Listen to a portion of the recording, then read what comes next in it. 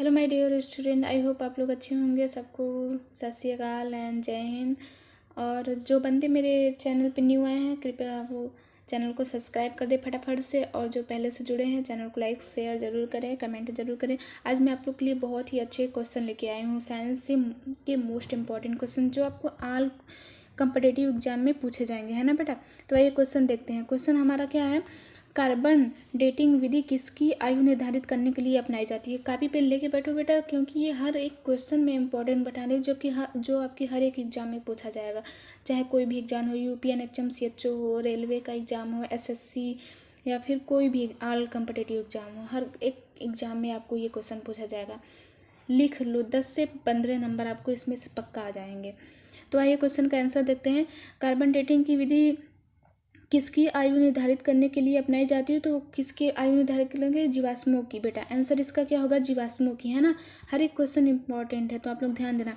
प्रश्न अगला देखते हैं। अत्यधिक शराब का सेवन करने से शरीर का कौन सा अंग विशेष रूप से प्रभावित होता है बेटा। तो इसका आंसर क्या होगा, जब हम शराब अत्यधिक मात्रा में लेने लगते हैं तो हमारा क्या, फेफड़ा यानी लीवर या यकृत जो होता है बेटा, वो क्या हो जाता है, खराब हो जाता है ना, जिससे आदमी की मृत्यु भी हो सकती है।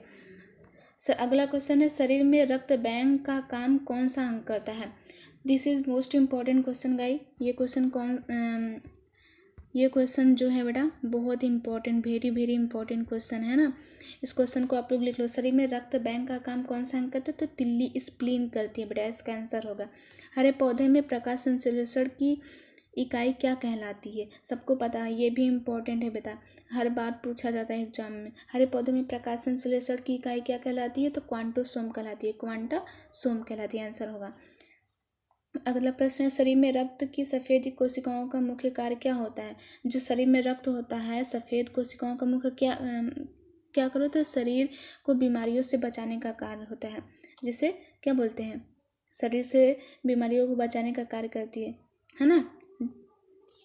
अगला क्वेश्चन देखते हैं बेटा। क्वेश्चन अगला अच्छा लग रहा हो तो आप लोग कमेंट बॉक्स में कमेंट भी करें और लोग को शेयर भी करें, और जो न्यू बंदे हैं सब्सक्राइब शेयर जरूर करें। अगला क्वेश्चन है, मछली के हृदय में कितने प्रकोष्ठ होते हैं। तो मछली के हृदय में 2 प्रकोष्ठ होते हैं। कितने, 2 होते हैं, है ना, 2 चैम्बर होते हैं, आंसर ये होगा। अगला क्वेश्चन देखते हैं बेटा। अगला क्वेश्चन क्या है, मानव शरीर में रक्त से अवांछनीय पदार्थों को पृथक करने का कार्य कौन सा अंग करता है। तो कौन सा अंग करता है बेटा, वृक्क करता है, किडनी करता है ना। बहुत ही इंपॉर्टेंट क्वेश्चन चल रहा है यहाँ पे। 40 वर्ष पूरे हो जाने पर चर्चित अप्सरा क्या है। देखो अगला प्रश्न है, 40 वर्ष पूरे हो जाने पर चर्चित अप्सरा क्या है। तो उसका आंसर क्या है, न्यूक्लियर रिएक्टर होता है, न्यूक्लियर रिएक्टर होता है। अगला क्वेश्चन देखते हैं, डायनमो का कार्य क्या है। तो डायनमो जो होता है बेटा, वो यांत्रिक ऊर्जा से विद्युत ऊर्जा उत्पादन जब हम करते हैं तो इसलिए इसका कार्य किया जाता है डायनमो का, है ना। आई बात समझ में। पिच ब्लेंडी से कौन सा रेडियो एक्टिव तत्व प्राप्त किया जाता था। तो कौन सा बेटा, रेडियम होता है, रेडियम से, है ना, रेडियम आंसर होगा। अगला क्वेश्चन देखते हैं, गिरगिट की त्वचा में रंग बदलने का क्या कारण है। जब आप लोग को पता है गिरगिट बहुत अपना रंग बदलता है ना, तो इसका रंग बदलने का कारण क्या होता है। तो इसका आंसर होगा, उसकी त्वचा में क्या होते हैं, मेलेनोफोर नामक असंख्य रंग द्रव कोशिकाओं की उपस्थिति के कारण होते हैं। इनके जो त्वचा होते हैं बेटा, उसमें मेलेनोफोर नामक असंख्य रंग द्रव कोशिकाएं होती हैं, जिसके कारण वो अपने शरीर का रंग परिवर्तित करती है ना। ये बात समझ में। अगला क्वेश्चन है, प्रकृति में सबसे अधिक मात्रा में पाए जाने वाला कार्बनिक यौगिक कौन सा है। तो सेल्यूलोज है बेटा। बहुत ही इंपॉर्टेंट क्वेश्चन है, वेरी वेरी इंपॉर्टेंट क्वेश्चन। अगला क्वेश्चन देखते हैं बेटा।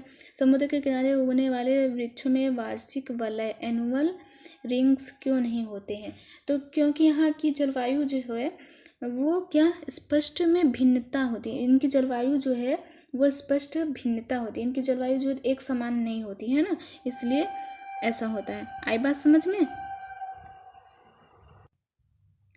वृद्धावस्था का अध्ययन विज्ञान की किस शाखा के अंतर्गत किया जाता है बेटा। तो इसका आंसर क्या होगा, वो जीरेंटोलॉजी के अंतर्गत किया जाता है वृद्धावस्था का, है ना। प्रश्न अगला देखते हैं, डोलोमाइड CaCO3 किसका अयस्क है। तो ये होता है कैल्शियम का, है ना, कैल्शियम का। देखो CaCO3 हो गया, कैल्शियम का होता है। अगला क्वेश्चन, खट्टे फलों में कौन सा विटामिन पाया जाता है। सबको पता होना चाहिए बेटा, खट्टे फलों में क्या पाया जाता है, विटामिन C पाया जाता है, ये तो सबको पता होगा, है ना। अगला क्वेश्चन है, ध्वनि की तीव्रता मापने वाला यंत्र क्या कहलाता है? सबको पता होना चाहते हैं, आइडियोमीटर होता है। वेरी वेरी इंपॉर्टेंट क्वेश्चन पूछा जाता है बेटा, हर एक एग्जाम में पूछा जाता है, आपको बात आई होगी समझ में, है ना। अगला क्वेश्चन देखते हैं, दूध का खट्टा होना किसके कारण होता है? दूध जब हमारा खट्टा हो जाता है, फट जाता है, किसके कारण होता है? तो जीवाणु द्वारा, है ना बेटा, जीवाणु द्वारा। अगला क्वेश्चन, प्रकाश, श्वेत प्रकाश के वर्णक्रम स्पेक्ट्रम में प्रिज्म द्वारा सर्वाधिक विचलित डाइवेट होने का वाला कौन सा रंग है? तो बैगनी रंग होता है बेटा, सर्वाधिक विचलित होता है ये रंग, है ना।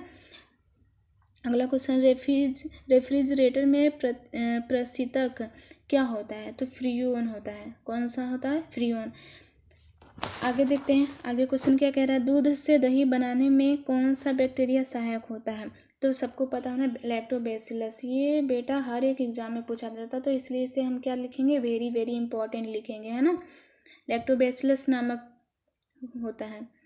किस अंग के कार्य न करने पर डायलिसिस किया जाता है? तो वृक्क होता है बेटा, वो वृक्क, है ना।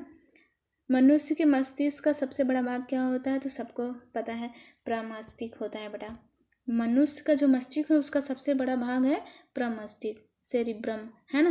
राइफल चलाने पर लगने वाला झटका किसके संरक्षण द्वारा होता है? तो देखो, जो जब राइफल हम चलाते हैं तो उस पर जो झटका लगता है उसका होता है रेखीय संवेग के संरक्षण के कारण होता है ना। क्योंकि उसमें क्या होता है, रेखीय संवेग संरक्षण जब लगता है तो उसका झटका हमको लगता है ना।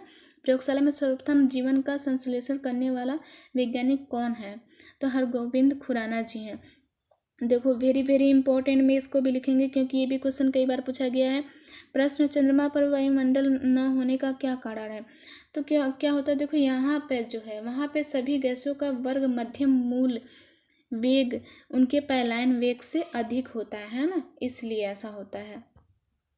अगला क्वेश्चन है, किस एक कोश की शैवाल का उपयोग अंतरिक्ष में खाद्य की समुचित पूर्ति के लिए किया जाता है? तो बेटा वो होता है क्लोरेला के द्वारा। अगला देखते हैं, प्राकृतिक रबर किसका बहुलक है? तो आइसोप्रीन का है, आइसोप्रीन का है ना प्राकृतिक रबर बहुलक। ये भी क्वेश्चन पूछ देता है आपको। द्रव की चौथी अवस्था का अवस्था क्या कहलाती है? तो वो होती है प्लाज्मा। द्रव की जो चौथी अवस्था है वो क्या है? प्लाज्मा है ना। क्या है बेटा? प्लाज्मा है। प्रत्यावर्ती धारा की माप किस यंत्र से की जाती है? जो प्रत्यावर्ती धारा होती है हमारा, धारा को किससे? आर से डिनोट करते हैं ना। तो उसकी जो यंत्र किस यंत्र से की जाती है? तो होता है तप्त तार के द्वारा, तप्त तार अमीटर के द्वारा होता है, वो हॉट वायर अमीटर से, है ना। प्रकाश तरंगों के किस गुण से उनके अनुप्रस्थ होने का प्रमाण मिलता है? तो कौन सा होता है बेटा? आंसर देना ध्रुव से, है ना, ध्रुव से। अगला क्वेश्चन देखते हैं हम लोग, है ना। चीज़ समझ में आ रहा होगा तो आप लोग कमेंट में कमेंट करें, कमेंट बॉक्स में, और शेयर लाइक जरूर करें। एक वृत्ताकार वलय का गुरुत्व केंद्र कहाँ होता है? सबको पता होना चाहिए बेटा। एक जो वृत्ताकार होता है उसका विलय का गुरुत्व केंद्र कहाँ होता है? वलय वृत्त के केंद्र पर होता है, जो कि मध्य होता है ना। मानव रक्त का पीएच मान कितना होता है? जो हम मानव यानी हमारे बॉडी के टेम्परेचर का पीएच मान कितना होता है? 7.4 होता है, 7.4 होता है। This is most important question, इसको भी हम लोग लिखेंगे बेटा, ये भी बहुत बार क्वेश्चन पूछा गया है। इसके अलावा इसको भी क्या लिखेंगे? मोस्ट इम्पॉर्टेंट, मोस्ट नहीं, very very most important question है ना, जो ऑल कम्पिटिटिव एग्जाम में आपके पूछे जाते हैं। अगला क्वेश्चन देखते हैं हम लोग। अगला क्वेश्चन क्या कह रहा है, खनिज संरचना की दृष्टि से हीरा क्या है? हीरा क्या होता है? हीरा एक कार्बन होता है ना, हो गया ना।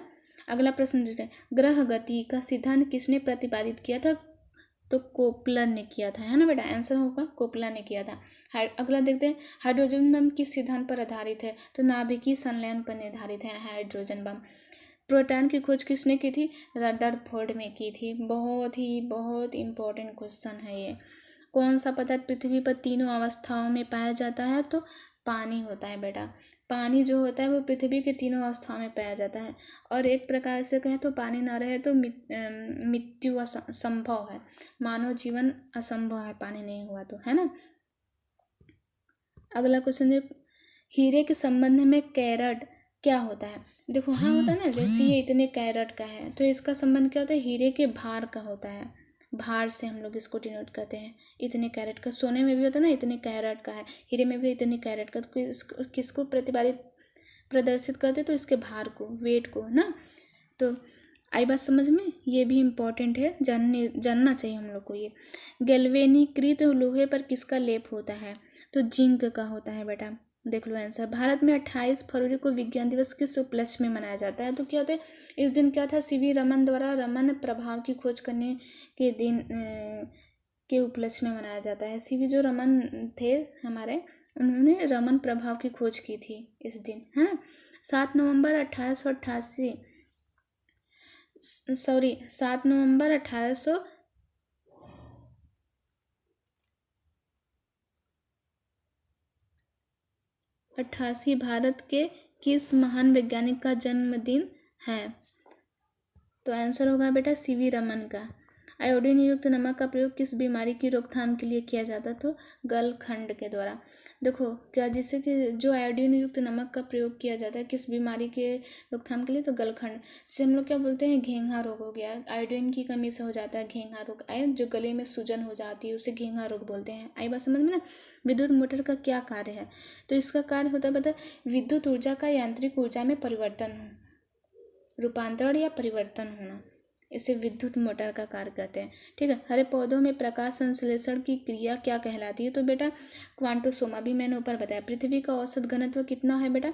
5.5 ग्राम प्रति घन सेंटीमीटर है। This is most important question, इसको कॉपी में लिख ही लो आप लोग। पृथ्वी का औसत कितना है? 5.5 ग्राम प्रति घन सेंटीमीटर। सूर्य सदैव पूर्व में निकलता है, क्यों? ऐसा क्यों होता है? वो पश्चिम से क्यों नहीं निकलता, दक्षिण से क्यों निकलता? आंसर आप लोग क्वेश्चन कर सकते हो ना।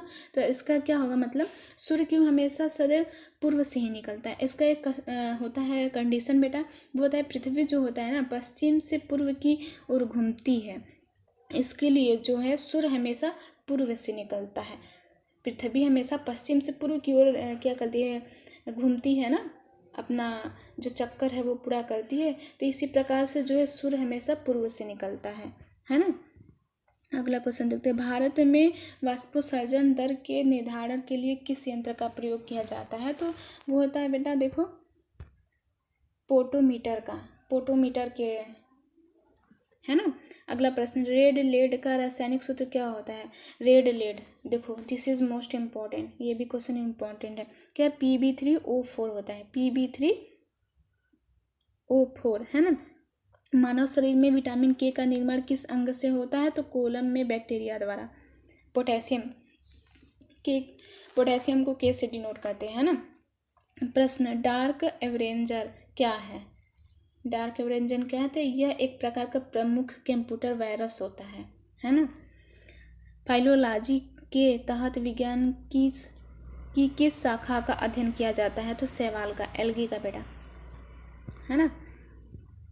जो आज का लास्ट क्वेश्चन है, बाकी के क्वेश्चन मैं कल कराऊंगी। ऐसे ही आप मेरे चैनल पे बने रहें, और क्वेश्चन अच्छा लगा हो तो कमेंट भी करते जाएं। और आज का लास्ट क्वेश्चन देखते हैं। किस विटामिन में कोबाल्ट पाया जाता है? तो विटामिन B12 में कोबाल्ट पाया जाता है बेटा। देखो B12 में क्या पाया जाता है? कोबाल्ट। मेनिनजाइटिस तनिका शोध नामक रोग में शरीर का कौन सा अंग प्रभावित होता है? तो मस्तिष्क का हमारा जो है वो प्रभावित होता है। मानव शरीर में रक्त का थक्का नहीं बनने का प्रमुख कारण क्या होता है? जब हमारे शरीर में रक्त का थक्का नहीं बनता है तो वो किस कारण होता है? तो वो हिपेरिन की उपस्थिति में होता है ना।